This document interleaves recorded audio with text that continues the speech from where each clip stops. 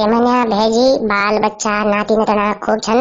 बात इंच भेजी फागुना महीना 5 गते चुनाव होना छन पर भारी ख्याल रख्या।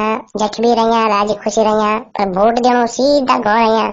मेरा भेजियों और भूलो माँ बहनों और दाना सहेड़ों, ये चुनाव का मौसम में हमारा बोडा जी श्री नरेंद्र मोदी जी का वास्ता एक कविता सुनाऊं छो, ध्यान से सुनिया। दारू देलू कोई अगर तो जरा जरा चाख लिया, नोट सोट खसगलत वो भी तुम राख लिया।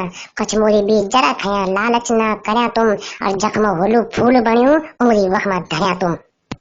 और पूर्व भारी गलती हुई छे ऐसो जरा ख्याल रखा।